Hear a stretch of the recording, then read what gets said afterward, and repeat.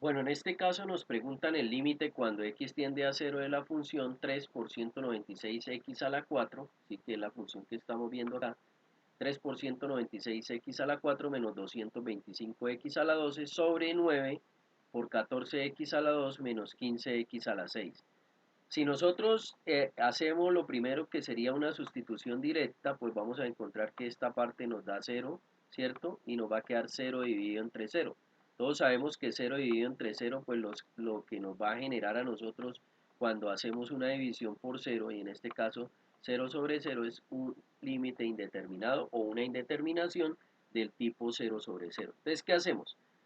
Debemos llegar a que la respuesta de este límite es cero, ¿cierto? Vamos a partir o vamos a calcular el límite cuando x tiende a cero de la función que tenemos inicialmente. ¿Qué hacemos nosotros? Tenemos que quitar la indeterminación. Todos sabemos que para quitar la indeterminación tenemos que simplificar, ¿cierto? Tenemos que simplificar tanto el numerador, en este caso, esta expresión, como el denominador. Y una forma de simplificar es factorizar.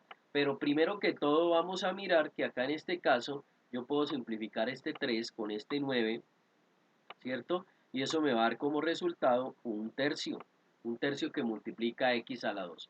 Y recordemos que esta expresión que tenemos acá, 196 x a la 4 menos 225, la podemos factorizar también de esta manera. O sea, podemos tener esta expresión totalmente simplificada o factorizada, reducida a lo que es esta parte. Un tercio por x a la 2 por la raíz cuadrada de 15x a la 2 más la raíz cuarta de 105 por 2 a la 3 cuartos por x por la raíz cuadrada de 14. Y eso va a multiplicar a esta otra expresión. Entonces lo que hacemos es que al eliminar los términos comunes nos va a quedar esa expresión, ¿no? 196, acá nos va a quedar sobre 3, 196x a la 4 menos 225x a la 2.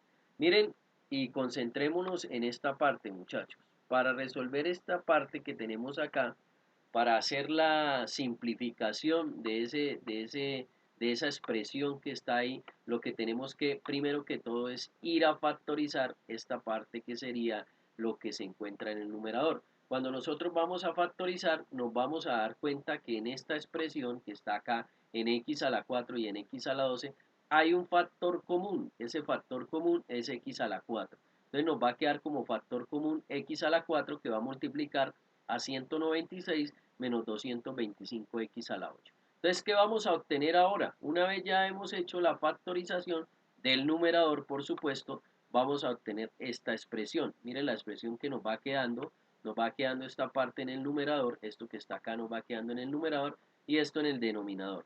¿Qué podemos hacer para factorizar este denominador?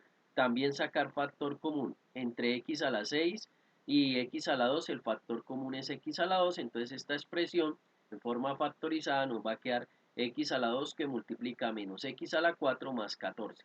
Entonces, finalmente, ¿qué vamos a obtener?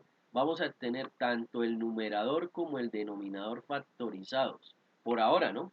Entonces, ¿qué hicimos? Lo que hicimos ahí fue sacar el factor común acá, x a la 4, en esta expresión, y el factor común x a la 2.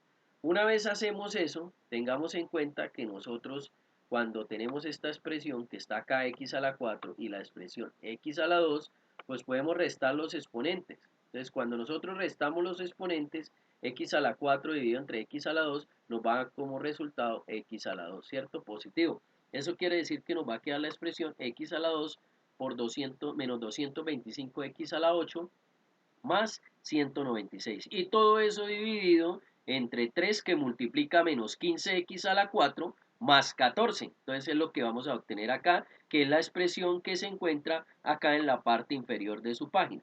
Por ahora vamos en esa expresión, pero si hiciéramos en este momento una sustitución directa, nos sigue quedando nuevamente una división por cero. Entonces todavía no hemos logrado quitar la indeterminación. Tenemos que seguir factorizando este numerador y este denominador. Entonces, ¿cómo lo vamos a factorizar? Esta factorización de la parte que está en el numerador, que es menos 225x a la 8, más 196, pues es un polinomio de grado 8, ¿no? Es un binomio de grado 8, polinomio de grado 8. Esta es la expresión que está fuera de x a la 2, pero estoy sacando el factor común, el término menos o negativo, entonces por eso me queda menos x al cuadrado. Y eso va a multiplicar a raíz cuadrada de 15x a la 2 más raíz cuadrada de 14 por raíz cuarta de 15 por x más raíz cuarta de 14 por raíz cuarta de 15x menos raíz cuarta de 14 y así sucesivamente. Raíz cuadrada de 15x a la 2 más raíz cuarta de 105 por 2 elevado a la 3 cuartos por x más raíz de 14 por finalmente esta expresión que está en el último paréntesis, que es la que tenemos acá. Y todo eso, que es la misma expresión que tenemos acá, toda esta expresión, nos va a quedar en el numerador. Fíjense que ese polinomio de grado 8 quedó factorizado de forma extendida de esta manera. Al quedar factorizado así, pues lo vamos a dividir entre este polinomio que es de grado 4 y que por supuesto también tenemos que factorizar, ¿no? Tenemos un polinomio de grado 4, sacamos este negativo acá, vamos a factorizar esto, sacamos el negativo, el número negativo, fíjense que esta expresión que era 3 quedó menos 3, pero porque este signo lo hemos cambiado, ¿no? Lo hemos factorizado, no cambiado sino factorizado. Entonces queda menos 3 que va a multiplicar a la raíz cuadrada de 15 por x a la 2 más raíz cuadrada de 14 por la raíz cuarta de 15x más la raíz cuarta de 14 por la raíz cuarta de 15 por x menos la raíz cuarta de 14. Entonces tenemos ya el numerador, que son todas estas expresiones algebraicas ya totalmente factorizado en su mínima expresión, y el denominador también totalmente factorizado. Una vez nosotros tenemos numerador y denominador totalmente factorizado, tenemos que empezar a buscar qué elementos podemos simplificar. Por ejemplo, estas dos expresiones, raíz cuadrada de 15 por x a la 2 más raíz de 14 se pueden simplificar. Si ustedes miran, aquí hay otra expresión que sería esta, ¿cierto? Que también la podemos simplificar. Y finalmente, esta expresión que está aquí, la podemos simplificar también con esta.